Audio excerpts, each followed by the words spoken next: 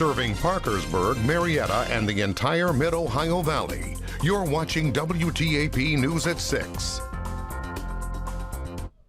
A veteran who has built a legacy in the community recently celebrated a big milestone. Caitlin Smith joins us live in the studio with our This Is Home feature. Caitlin?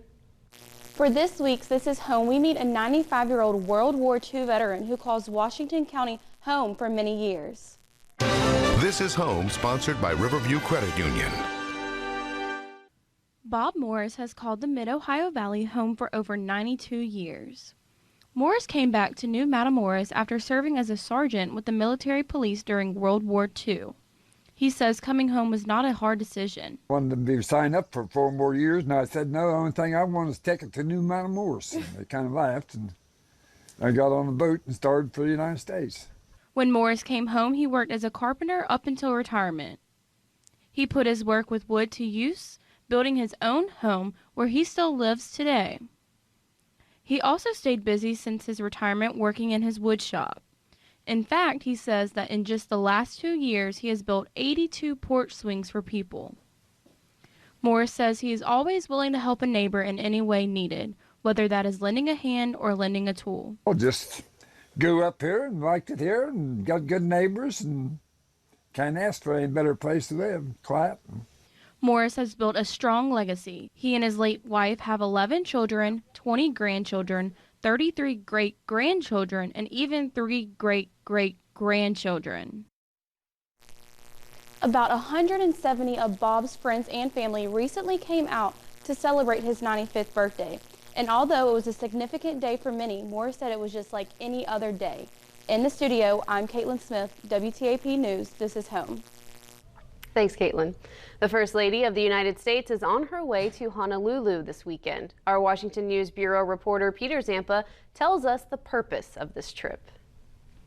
Well, First Lady Jill Biden stopping off in Honolulu this weekend after a short trip to Tokyo for the opening ceremony of the Olympic Games. Her trip to Hawaii, a continuation of the Biden administration's vaccine push as the concerning Delta variant rips through the country. Hawaii's cases and hospitalizations are on the rise. The vaccine drive from the administration remains full steam ahead after the nation failed to meet the 70% vaccination goal set by the president. President Joe Biden is calling the new spike in cases a pandemic for the unvaccinated. The First Lady will attempt to address these pockets of unvaccinated people in Honolulu as she visits a vaccination clinic at a local high school. Now, after the First Lady's quick trip to Honolulu, she will head right back here to the White House. In Washington, I'm Peter Zampa. Thanks, Peter. Now let's go to Kurt Greenfield for another look at the forecast. Kurt? Well, we have a sunny and warm afternoon, but we've dropped a couple of degrees since some cloud cover moved into the area and a line of showers fizzled. Let's take a look at our radar satellite composite, and as you can see, it doesn't look very promising, and then all of a sudden things dry up as we get into the latter part of the loop here. Again, much of this is virga as it arrives in the Mid-Ohio Valley. So when we take a look at our current situation up in Jand Hills, it's about 44 degrees, feels like, 77 degrees. It feels like 79. The relative humidity is 60%, the wind's calm, and the pressure 30.14 inches and falling.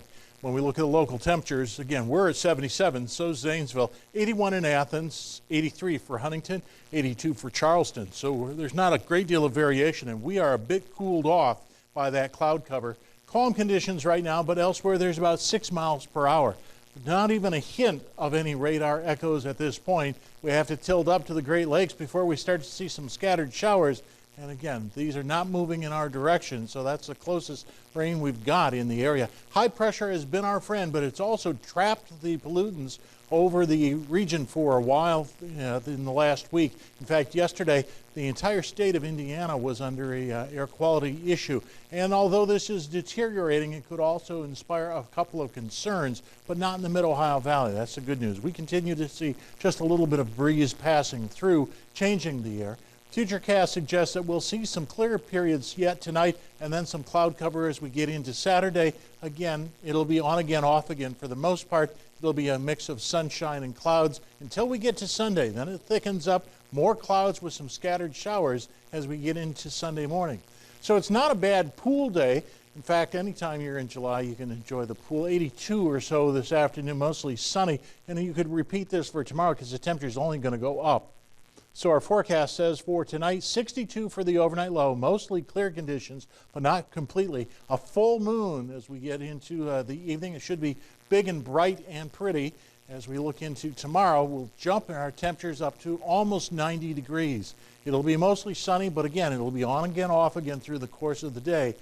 Still, we've turned on the fair weather light for Saturday. It looks like Sunday has a 66% chance of storms tailing off into Monday, and then we're into the 90s more firmly Tuesday and Wednesday, with another possibility of perhaps some thunderstorms on Thursday as well. So we've enjoyed this break this week, but we're running out of the cool air.